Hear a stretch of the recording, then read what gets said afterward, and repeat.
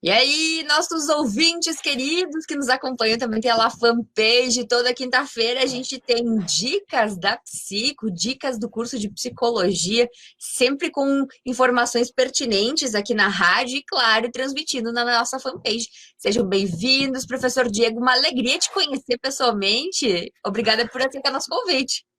Bom dia, Tânia. Prazer é meu. Bom dia, Roger. Bom dia, pessoal do Facebook que está acompanhando pelo Facebook, pessoal daqui a pouco na rádio, né? Daqui a pouquinho. Então, é um prazer estar aqui conversando com vocês sobre um assunto tão interessante. Gente, que loucura! Quando vocês me mandaram a pauta do efeito Dunning-Kruger, eu falei, não, muito legal. Vamos deixar para falar um pouquinho sobre a teoria e quando a gente entrar na rádio também.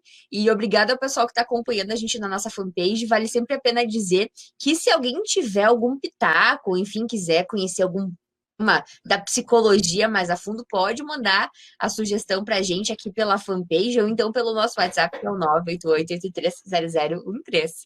Vamos entrar ao vivo também na rádio e aí a gente explica para o pessoal o que é esse efeito do Dunning-Kruger tão peculiar. O pessoal logo vai identificar algumas personalidades, né? Legal. Eu vou entrar ao vivo também na rádio. Agora são 9h28 e na Dicas da Psico, dicas do curso de psicologia, a gente recebe o professor Diego de Carvalho e o acadêmico da sexta fase do curso de psicologia, Roger Braga. Sejam bem-vindos, muito bom dia. Muito bom dia, Tânia. Muito obrigado pelo convite mais uma vez. Bom dia, Tânia. Prazer estar aqui. Bom dia ao pessoal que está ouvindo a gente na rádio. Para você que está ouvindo a gente ao vivo na rádio, acompanhe a nossa live também no Facebook, facebook.com/rádio no ESC-FM. E se você tiver alguma dúvida a respeito do tema que a gente está tratando nessa manhã de quinta-feira, manda um WhatsApp para cá também no 988-830013. Nessa semana, a gente vai falar sobre efeito Dunning-Kruger. Que efeito é esse, gente? Contem para os nossos ouvintes. Então, Tânia, hoje a gente está trazendo um tema um pouquinho diferente do que a gente estava acostumado, né? Trata mais de uma questão cognitiva que todos nós estamos sujeitos, né? Todo mundo aqui já teve um colega de sala de aula que era o CDF da turma, que só tirava 10, mas ao mesmo tempo ia perguntar para ele depois da prova, e aí, foi bem? E essa pessoa sempre dizia, não fui muito bem, que não fui bem em algumas questões, estou com alguma dúvida. E, ao mesmo tempo, tinha aquele colega que nunca ia muito bem na prova, mas estava sempre tudo bem, acho que tirei um 8, chegava na hora da prova, chegava lá, tirava 4, 5. O efeito do Dunning-Kruger, ele justamente explica esse processo, né? Como as pessoas competentes e as pessoas incompetentes tendem a avaliar seu próprio desempenho. E isso não se limita só para a questão de prova, se limita para tudo, basicamente.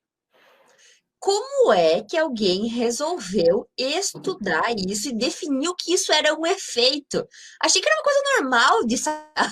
Não, não é. Não é muito normal. Tudo começou com o pior assalto ao banco da história. Um assaltante, ele resolveu usar seiva de limão para ficar invisível. Como nunca pensamos nisso? Como nunca pensamos nisso, né, Tânia? E isso, obviamente, chamou a atenção de um pesquisador que chamava Dani, e ele resolveu estudar essa mente, como que ele resolveu ficar invisível com seiva de limão. A partir daí, ele foi desenvolvendo toda a sua teoria, e para comprovar sua hipótese, será que as pessoas menos competentes tendem a supervalorizar seu desempenho? E será que as pessoas mais competentes tendem a desvalorizar seu desempenho, a subestimar seu desempenho? Então, ele resolveu, após a aplicação de uma prova, numa sala de aula, numa universidade, entrevistar os alunos e avaliar como que eles enxergavam o seu desempenho. Aqueles alunos mais nerds, mais inteligentes, sempre davam respostas como... tinha uma questão que eu fiquei em dúvida, eu não entendi muito bem, então eu acho que eu não fui tão bem nessa prova, poderia ter ido um pouco melhor. Já o aluno lá, estava mais nem aí com a prova, ele dizia, não, tudo bem, não estudei, mas estava fácil, se eu estudasse um pouco mais, eu acho que eu teria me saído bem, mas eu acho que eu tirei um 7, tá tudo bem. Então, a partir disso, ele foi vendo algumas tendências, até de forma estatística, e ele realmente comprovou que quanto mais competente uma pessoa, mais argumentos ela tem para duvidar do seu próprio desempenho. E quanto menos... Não faz sentido. E quanto menos competente, menos argumentos ela vai ter para duvidar do seu próprio desempenho. Tá. Eu acho que o Diego, já que você acha que não faz sentido, eu acho pertinente o Diego te provar que isso faz sentido. Eu não estou duvidando do método científico e nem da tese. Só acho que empiricamente não faz sentido. Eu acho que você está sobre o efeito do Dunning-Kruger. Diego, conta pra gente. Então, a gente pode pensar, quando a gente vai tomar uma decisão sobre alguma coisa, a gente leva em consideração tudo aquilo que a gente conhece. Essas coisas que a gente conhece, elas ficam estruturadas no nosso cérebro com várias conexões entre os neurônios. E a gente pode assumir que essas conexões, essas múltiplas conexões que a gente tem, são caminhos, são possibilidades de caminhos de tomar uma decisão. Quanto mais eu aprendo sobre determinada coisa, mais possibilidades de caminhos eu tenho para seguir, certo? E quanto mais possibilidades de caminho eu tenho, não é mais difícil de escolher? Claro. Então, o efeito é basicamente isso. Quanto menos possibilidades, quanto menos você conhece sobre determinada coisa, mais fácil é seguir um caminho que você acredita ser o certo, entendeu? Então, faz todo sentido do ponto de vista cognitivo. Vocês estavam falando, isso eu ia perguntar, que é uma questão do viés cognitivo. Vocês conseguem explicar para os nossos ouvintes um pouquinho o que é esse viés cognitivo? O viés cognitivo é justamente isso, é você ter uma série de conhecimentos prévios sobre alguma coisa, e esse conhecimento prévio que você tem sobre aquela coisa, a quantidade de conhecimento prévio que você tem sobre aquela coisa, ele determina a sua capacidade de tomar decisões sobre aquilo, sobre aquele problema. Então, a gente está sempre sujeito aos nossos vieses cognitivos. Então, por isso que esse efeito ele pode atingir, né? Na verdade, ele atinge todas as pessoas. O que algumas pessoas são mais capazes que outras, elas podem ter mais flexibilidade em aceitar que sua hipótese inicial não estava correta. Que aí é um outro efeito chamado backfire, que a gente vai falar daqui a pouco, né? Eu ia perguntar, todo mundo está suscetível ao fenômeno, mas nem todo mundo está apto a admitir que pode estar suscetível. É mais ou menos por aí, então?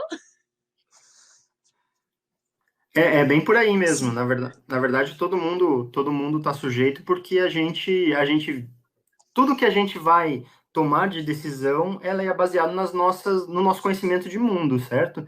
Então, a gente não tem como excluir, falar assim, eu vou tomar uma decisão pura, uma decisão sem nenhuma contaminação cognitiva. Não tem como, porque eu só consigo tomar decisões baseado naquilo que eu conheço. Senão, a gente não tem um tiro no escuro. Eu gosto de brincar bastante com os meus alunos da psico, de fazer perguntas provocativas, tipo, será que existe livre-arbítrio mesmo, considerando que a gente está sempre sujeito a um viés cognitivo?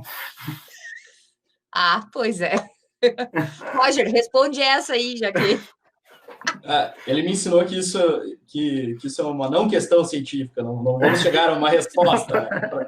Determinismo ou livre-arbítrio não se chega, não vai ter fim essa discussão. Ele se saiu bem, tá? Mas eu ainda entendo, compreendo, acho super pertinente, mas quando o Dunning investigou aquele caso do assalto mais patético, o cara tinha uma explicação de por que é que ele tinha escolhido seiva e seiva de limão para se tornar invisível? Ele chegou à profundidade ou isso fica fora de questão na questão do estudo do efeito? Bom, na verdade, quando é um exemplo muito extremo, esse exemplo do assalto a banco, né? Chega uma questão da total ignorância sobre o cara não era um assaltante, então ele usou um negócio praticamente absurdo. Provavelmente ele não devia estar muito bem. Mas, às vezes, esses exemplos extremos nos ajudam a entender exemplos do nosso dia a dia. E o efeito do Dunning-Kruger também tem algo positivo nele. Pensa a gente quando quer aprender algo novo. Se a gente tivesse consciência de todas as dificuldades que a gente vai ter no nosso trajeto, no nosso caminho. Então, eu vou fazer uma faculdade disso e eu vou saber todas as dificuldades que eu vou ter. Será que eu teria tanta empolgação para começar a aprender? Então, a gente passa por um processo. Primeiro, a gente vai com total confiança. A partir do momento que a gente vai conhecendo novas possibilidades, como o professor Diego, a gente vai criando novos caminhos de conhecimento nas nossas redes neurais, essa confiança ela vai caindo. E a gente chega num ponto, quando a gente está mediano, por exemplo, que a gente sabe tudo que a gente precisa fazer para melhorar. A gente sabe todas as nossas competências e incompetências. Mas a partir do momento que a gente vai estudando, vai se tornando um especialista, a gente pode ter o mesmo nível de confiança, novamente, de quando a gente era ignorante. Então, o efeito do Dunning-Kruger está suscetível em todos os aspectos da nossa vida, né? Então, se a gente vai aprender um instrumento musical, a gente vai passar por isso. Se a gente vai estudar sobre determinado tema, a gente vai passar por isso. E isso, de certa forma, acaba sendo positivo e natural em nossas vidas. Adorei o exemplo, Roger. E de que outras formas a gente pode visualizar esse efeito no nosso cotidiano? Então, polêmica, né, Tânia? Polêmica. Porque, assim, hoje na nossa sociedade, a informação ela ficou muito fácil. Hoje a gente tem muita informação e não tem tanto conhecimento, propriamente dito. Então, a gente vê nas redes sociais muitas teorias da conspiração, eu diria, movimentos anti-vacina, a própria questão do Covid-19 está causando muita polêmica, e as pessoas, com esse pouco de informação, elas tendem a acreditar que elas realmente sabem um pouco mais e acabam discutindo de forma muito, muito áspera.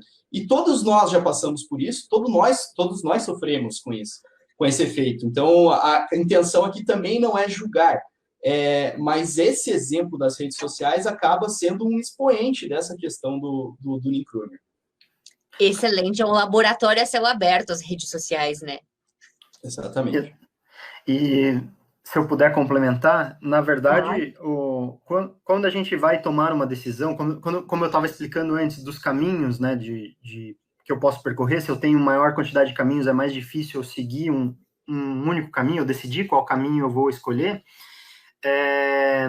No caso de notícias que são extremamente atrativas, né, elas têm informações, as notícias que são falsas, no sentido das pessoas defenderem as notícias falsas, elas normalmente têm a característica de ser altamente atrativas, né? Então a pessoa ela fala assim, nossa, faz todo sentido isso que está sendo dito.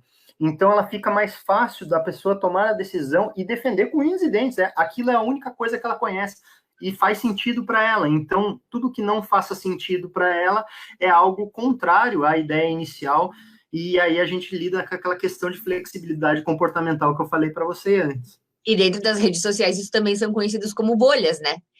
Eu vou escolhendo consumir conteúdos que condizem com aquilo que eu acredito, enfim, com o meu modo de vida, e naturalmente excluindo completamente aquilo que vai de encontro àquilo que eu penso. Então, essas bolhas vão se formando e vão se retroalimentando. Exatamente. Mas muito legal. Interessante, Tânia, que o algoritmo da rede social ele funciona de forma parecida com o nosso cérebro. O algoritmo da rede social ele vai mostrar para a gente aquilo que a gente quer ver. Claro. E o nosso cérebro também ele de certa forma ele faz esse processo, né? O Diego pode falar um pouquinho melhor, mas o que acontece? Quando a gente vê uma informação que causa um conflito cognitivo, que vai contra as nossas crenças, a gente tende a ignorar essa informação.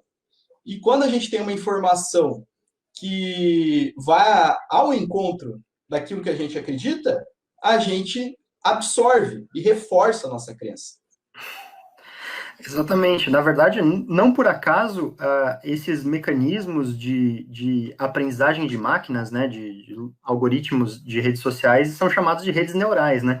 Então, não é por acaso, é porque eles estão baseados em nossos aspectos fisiológicos, né, de como funciona o nosso cérebro. Então o Roger tá com bastante razão quando ele diz que é muito parecido. A gente seleciona o que a gente gosta, seleciona o que a gente está mais motivado a ver e exclui aquilo que a gente está menos motivado a ver. Então, é um efeito totalmente natural. A gente tem crenças naturais, né? E crenças não não entenda no sentido mais religioso da palavra, mas crenças, tudo que a gente acredita é uma crença, né? Então, a gente tem crenças mais fortes e crenças mais fracas, assim, por assim dizer, mas tudo que a gente acredita, a gente vai estar tomando decisões com base nessas coisas que a gente acredita e excluindo as coisas que vão contra essas nossas crenças. E isso que é basicamente o efeito backfire. Na verdade, mesmo que existam fatos, né, fatos que vão contra a minha crença, eu tendo a excluir esse fato. Eu falo assim, não, esse fato não tem alguma contaminação, eu critico, eu falo que não existe, eu tendo a desmerecer o trabalho, enfim, para validar sempre a minha crença e fortalecer aquilo que eu acredito de determinada maneira. Adorei esses dois efeitos. E eu quero saber, para quem está ouvindo a gente na rádio, vocês podem acompanhar também a gente na nossa fanpage. Já quero mandar um abração para Gabriela, para Paula, para Marisa e para o Tom, que estão acompanhando a gente, e o resto do pessoal que também está com a gente na fanpage. Super bacana isso que vocês estão falando, mas vamos dizer assim, eu tenho um conhecido, alguém na minha rede de contatos que eu consigo identificar esses defeitos. Como tratar essa pessoa, enfim, como lidar com essas questões, sem, claro, excluir esses laços, né? Tem alguma forma de abordagem a essas pessoas? Que o Diego engoliu seco, assim, eu acho que não tem, então. É uma pergunta um pouco difícil de responder, realmente, porque quando a gente fala do efeito Dunning-Kruger e do efeito backfire, a gente está mais ou menos ainda explicando como a gente mesmo funciona. Então, todos nós. A gente está contaminado por esse efeito, a gente está contaminado pelo efeito backfire, a gente está contaminado pelo efeito Dunning-Kruger. Isso acontece em todas as nossas constituições de crença, e é como o Diego falou anteriormente. A gente consegue, algumas pessoas conseguem ter um pouquinho mais de ciência, uma consciência um pouco maior daquilo que acreditam e questionar um pouquinho mais sobre suas próprias crenças. Mas algumas pessoas acabam engolindo seco e expondo de forma um pouco mais clara esse efeito. Eu acho que o conhecimento sobre o tema, sobre essa nossa peculiaridade, que é válida para qualquer pessoa, pode fazer a gente pensar um pouquinho sobre isso e questionar um pouco mais antes de a gente realmente defender nossas ideias, tentar estudar um pouco mais, mas não seria uma questão de tratamento, seria uma questão de conhecimento, basicamente. Então, a gente pode instruir a pessoa a ler algumas outras fontes. Isso, exatamente. Na verdade, a melhor forma de se prevenir desses efeitos, né, é conhecer que eles existem, conhecer que você é suscetível a eles de qualquer forma. Então, quanto mais ideias plurais você tiver contato, quanto mais conhecimento de diferentes pontos de vista você tiver contato, mais fácil é você tomar uma decisão com embasamento. Então, a primeira forma de tratar, tratar entre aspas, esse tipo de efeito a pessoa ter autoconhecimento, falar assim, eu tenho um conhecimento limitado sobre isso, vou me aprofundar mais sobre o assunto, vou ler outras coisas, será que isso é verdade? Será que não é verdade? Será que não tem outro ponto de vista? Então, eu engoli seco porque normalmente quando a gente identifica esse tipo de comportamento, né, nas nossas redes de amizade, as pessoas elas tendem a ser menos flexíveis, né, a aceitar esse tipo de coisa, porque eu estudo, porque eu isso, porque eu aquilo, mas eu acho que aquela máxima de você falar assim, eu quanto mais eu estudo, menos eu sei, ela tem que ser aplicada, né? Então você tem que estudar bastante para poder tomar uma decisão. E às vezes o que a gente vê são pessoas que nunca sequer leram sobre determinado assunto, defendendo como se fosse o especialista máximo naquele assunto. Então, acho que sermos mais comedidos, buscarmos novas fontes de conhecimento é sempre vantajoso para a gente evitar esse tipo de efeito. Diego, Roger, muito obrigada por ter trazido esse tema tão pertinente para a gente aqui na rádio. É super bacana e quando a gente retomou Dicas da Psico, eu agradeci muito a Sheila e aos meninos de retomarem, porque isso é muito legal. É levar um pouquinho mais de conhecimento, enfim, para os nossos ouvintes. E sempre a informação faz a gente pensar um pouquinho melhor. Então, Diego, Roger, muito obrigada pela escolha do tema. Eu agradeço. Obrigado, Tânia. Para você, nosso ouvinte, a gente continua com o Vitaminado, agora 9h47 minutos. Meninos, muitíssimo obrigada. Sempre muito legal, dicas da Psico e super pertinente, adorei. Bem legal, bem legal. Queria parabenizar o Roger e o Edgar, a professora Sheila, pela iniciativa, porque é extremamente importante e é algo que é necessário realmente, né, aproximar, levar esse tipo de informação para a população em geral é não só uma tarefa importante, como um dever da universidade, então eles estão cumprindo com maestria. E eu gostaria de agradecer ao professor Diego também por ter aceitado o convite e dizer que é uma honra estar dividindo esse espaço com ele, que é um professor que, para mim, é um espelho dentro da universidade. Ah, que legal, que legal. Eu concordo com o professor Diego, acho que a universidade e a rádio, enfim, como rádio Sim. educativa, tem esse espaço. Então, por favor, continuem trazendo temas tão pertinentes para a gente. Na semana que vem, a gente volta a se encontrar aqui no Dicas da Psico. E o professor Diego está sempre convidado.